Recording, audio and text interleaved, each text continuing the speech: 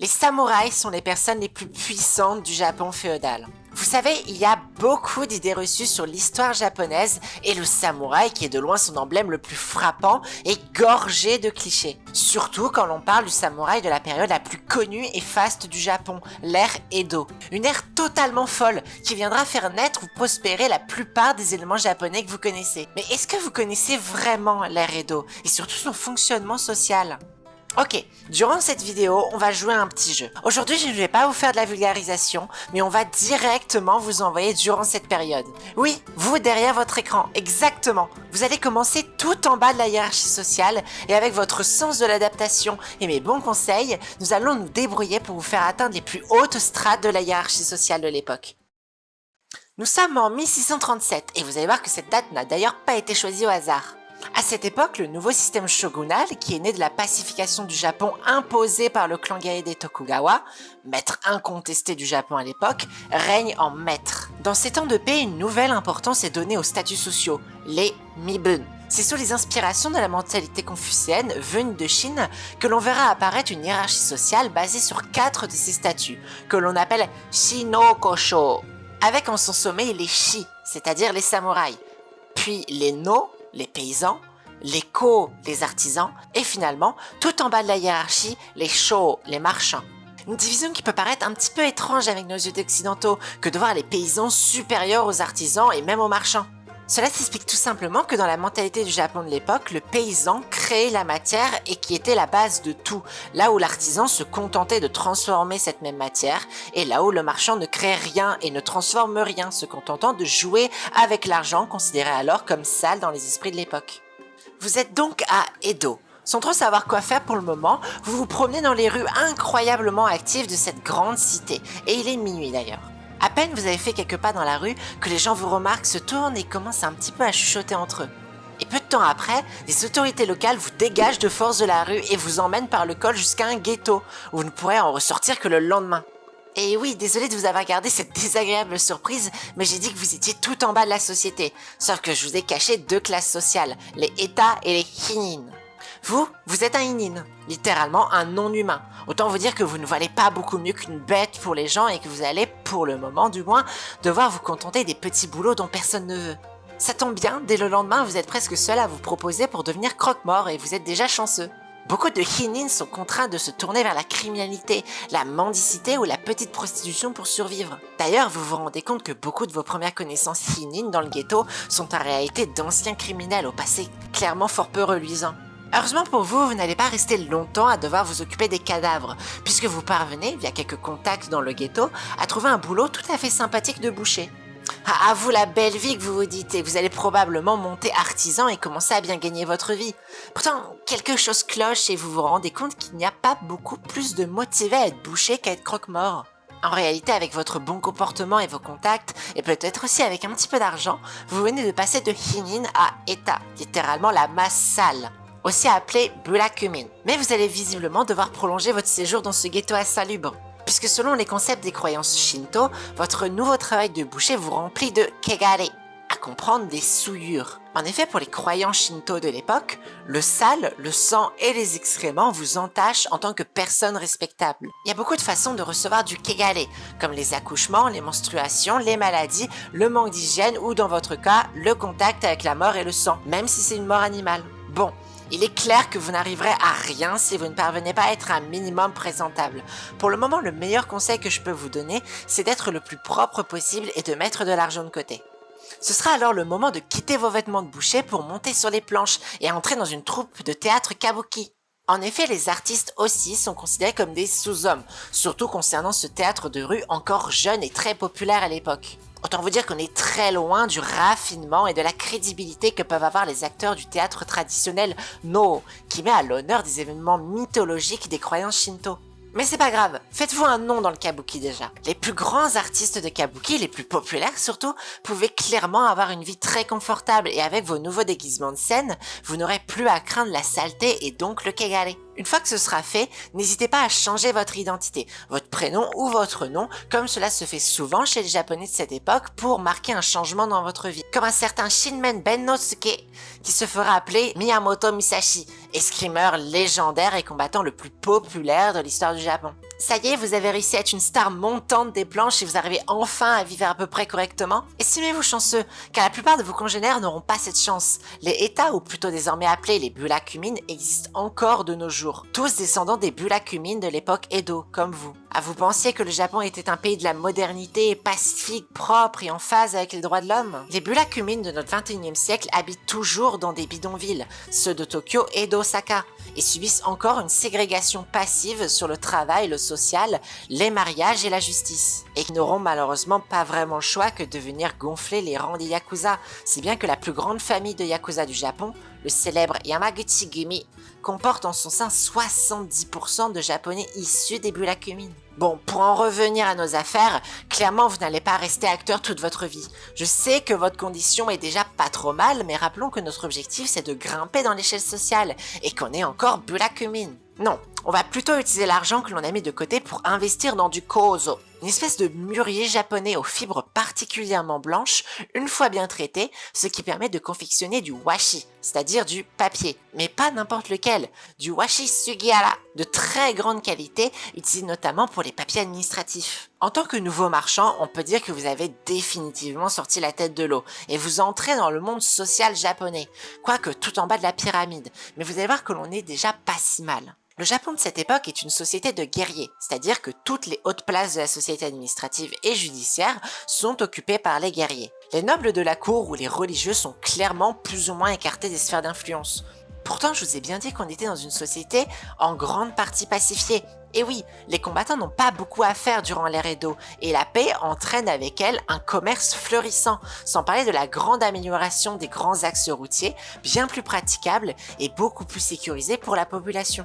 Je vous conseille par exemple d'acheter votre kozo dans l'actuelle province de Yamaguchi et aller le vendre là où vous habitez, à Edo. Ainsi vous commencerez à vous faire un confortable profit. Et Edo, je n'ai pas choisi cette ville au hasard non plus. Edo est l'ancien nom pour Tokyo. Et durant cette ère, Edo devient la capitale du Japon pour la première fois. Mais ce n'est pas sa plus grande force pour vous, mais c'est plutôt le Sankin Kōtai. La famille Tokugawa, nouvellement maître du Japon, après une longue période de guerre civile, ne voulait qu'une chose: consolider son pouvoir et soumettre les autres seigneurs de guerre, les autres daimyo. Pour cela, l'une de ses stratégies les plus efficaces a été de forcer les daimyo alliés ou soumis à la résidence alternée. Ils passent alors 1 an sur leur terre et 1 an à Edo, près du shogun. Sachant que leurs familles, femmes et enfants, eux, restent définitivement à Edo. C'est ça le Sankin Kōtai. Ça permet de tenir la famille des daimyo dans des cages dorées, tout en forçant les daimyo à continuellement faire la navette et donc dépenser des sommes folles dans la procession. Mais pour vous, cela veut surtout dire que Edo rassemble absolument tout le gratin japonais de l'époque. Des hautes têtes qui ont besoin de nourriture, de châteaux, de servants, de vassaux, d'armes, de divertissement et j'en passe. Ce qui a évidemment pour effet, face à une demande si riche et si forte, de faire venir énormément de travailleurs pour satisfaire cette même demande. Edo deviendra même la ville la plus peuplée du monde à son époque. Et ce n'est pas parce que les samouraïs sont largement au-dessus de vous dans la hiérarchie qu'ils vont nécessairement vous prendre de haut et vous délaisser. Les samouraïs, eux, n'ont pas le droit de s'adonner au commerce comme vous. Et leur rente peut être relativement limitée en fonction du daimyo qu'ils servent. Pourtant, les samouraïs ont un certain standing à tenir, ne serait-ce que pour leurs armes, les kimonos, ou rester à la mode en suivant les dernières tendances artistiques ou bureaucratiques du moment. Un conseil, profitez-en, achetez et revendez ce qui fonctionne le mieux en fonction de l'offre et de la demande. Et avec un peu de chance, si vous êtes assez accommodant en affaires, un samouraï pourra vous offrir ses faveurs pour mettre en avant votre commerce et vous acheter plein de choses, en échange de quoi vous servirez commercialement ses intérêts. Jouez sur les marchés et privilégiez évidemment les affaires avec les élites guerrières. De toute façon, même les lois sont derrière vous et tendent à vous protéger et à mettre en avant le libre-échange. Attention tout de même à ne pas trop chercher les samouraïs non plus. N'oubliez pas qu'ils ont un droit de vie ou de mort sur vous, bien que dans les faits ce soit quand même assez rare. Ce qui l'est moins en revanche, c'était les confiscations et les saisies, de quoi redevenir Bulakumine en un instant. Alors ça y est, vous êtes enrichi grâce au commerce? Parfait, mais attention à ne pas trop afficher cet argent. Les lois quant à l'étiquette vous l'interdisent, alors tâchez de rester discret. Maintenant que vous avez pu faire affaire, il est temps de commencer à construire quelque chose de concret. Je n'ai pas choisi le commerce du kozo pour rien, car de fil en aiguille, j'ai fort à parier que vous avez pu apprendre à savoir comment marche la fabrication du papier. Lancez-vous dedans. Avec votre fortune nouvellement acquise, achetez un grand atelier et rejoignez la corporation des papetiers. On appelle ça une kabunakama. Grâce à elle, vous avez le contrôle complet sur le commerce et la production du papier via le monopole offert par la corporation, et vous aurez d'ailleurs quelques missions du shogunat en personne. Vous allez même pouvoir vivre dans le quartier réservé aux artisans, et autant vous dire que là vous avez déjà un luxe dont peu d'autres japonais de l'époque peuvent se vanter. Et là, lorsque vous voyez la pyramide, vous allez me dire, d'accord, mais comment on fait pour s'élever encore plus? Comment fait-on pour devenir paysan? Eh bien, c'est là que nous allons tricher un petit peu. Nous allons absolument pas devenir paysans. Bien que ceci soit théoriquement au-dessus en termes de hiérarchie et de statut, dans les faits, eh bien vous êtes déjà beaucoup plus puissant qu'eux, et depuis longtemps même. Devenir paysan, même propriétaire terrien, ce serait vous enfermer dans un village plus ou moins loin d'Edo, où vous serez entravé par des yaku, des services publics obligatoires. Des yaku, vous en avez déjà eu aussi en tant que marchand et artisan, mais ceci prenait place sous forme de taxes ou d'impôts. Mais en tant que paysan, le yaku est une corvée publique à réaliser particulièrement chronophage, et ça c'est sans compter l'immense taxe annuelle de vos récoltes. Tellement énorme que vous aurez besoin de tout le village pour le payer, et au final, vous aurez juste de quoi manger et faire un tout petit peu de commerce avec ce qui vous reste.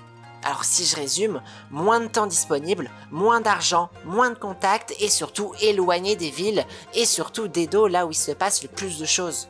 Au final, on pourrait même se demander pourquoi les gens deviennent paysans, pourquoi les gens restent paysans.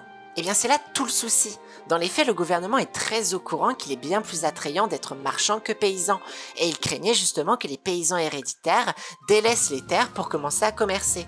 Ce qui serait évidemment un drame pour l'économie et ce qui engendrerait de grandes famines. C'est pour cela que les paysans dans ce système très confucéen sont malgré tout mieux considérés. Et en tout cas ça reste sur le papier. Mon meilleur conseil à partir de maintenant serait de vous procurer un sabre en bois, un bokuto ou boken, mais c'est plutôt occidental, et de commencer à vous exercer. Et si vous êtes plutôt doué, vous pourrez peut-être attirer l'œil d'un daimyo, comme l'actuel chef du clan Sakai, Sakai Tadakatsu, qui vous prendra sous son aile pour faire de vous enfin un samouraï. Vous aurez eu alors la même chance qu'un certain Tanaka Shinbei, originaire d'un petit couple de bateliers sans trop de moyens, qui, grâce à son talent pour le maniement d'un sabre en bois d'entraînement, qu'il avait trouvé dans une caisse de marchandises, se fit remarquer par le seigneur de la province de Satsuma, qui le prit alors sous son aile. Il deviendra alors l'un des 4 Itokiri du Japon, des samouraïs à la solde de l'empereur et qui combattront dans le sang et les têtes coupées contre le shogunat quand celui-ci déclinera quelques siècles plus tard. Ça y est, vous êtes samouraï, vous pouvez enfin porter des kimonos plus riches, vous vivez désormais en résidence alternée en suivant votre nouveau seigneur que vous devez servir. Vous portez le daisho, c'est-à-dire le couple du katana et du wakizashi, emblème de votre nouvelle fonction depuis que les gens du peuple n'ont plus le droit de porter les armes. Mais n'imaginez pas trop vous en servir en dehors des dojos et de quelques duels. Vos prérogatives sont avant tout administratives et vous passerez plus de temps à développer vos capacités artistiques comme l'écriture et la poésie qu'à vous imaginer grand sabreur sur un champ de bataille. Il aurait été difficile pour vous de gravir les échelons à partir de là. Heureusement, je n'ai pas choisi la date de 1637 pour rien, et bien que la période Edo sous le contrôle du shogunat Tokugawa était particulièrement calme, il y a tout de même eu quelques batailles et quelques combats. Pire que ça, vous venez d'apprendre que c'est une véritable rébellion chrétienne qui a éclaté au sud du Japon, sur la grande île de Kyushu. En effet, cela faisait un moment que des occidentaux parcouraient le pays et avec eux des missionnaires qui avaient pour mission de propager le christianisme au Japon. Suffisamment pour inquiéter les maîtres Tokugawa, dont la société se reposait tout de même beaucoup sur le Shinto et le bouddhisme japonais. Il avait alors interdit la présence d'étrangers sur le sol japonais et l'expulsion des missionnaires chrétiens. C'est ce qu'on appelle le sakoku, la fermeture du pays. Personne ne peut rentrer ou sortir du pays sous peine de mort. Le sakoku sera valable pendant près de 2 siècles, jusqu'à la restauration Meiji et la révolution industrielle japonaise. Malgré tout, c'est surtout une très mauvaise considération de la plupart des provinces de Kyushu, contrôlées alors par des Tozama Daimyo, à comprendre des daimyo qui ont rejoint la cause des Tokugawa par soumission après la victoire des Tokugawa sur le Japon, au contraire des Fudai Daimyo, c'est-à-dire des seigneurs fidèles de la première heure. Ces Tozama Daimyo étaient très mal considérés par le pouvoir en place et le gouvernement s'en méfiait alors encore beaucoup. Il n'était pas forcément rare de voir des famines éclater dans des villages de paysans à cause d'impôts annuels sur le riz bien trop lourds.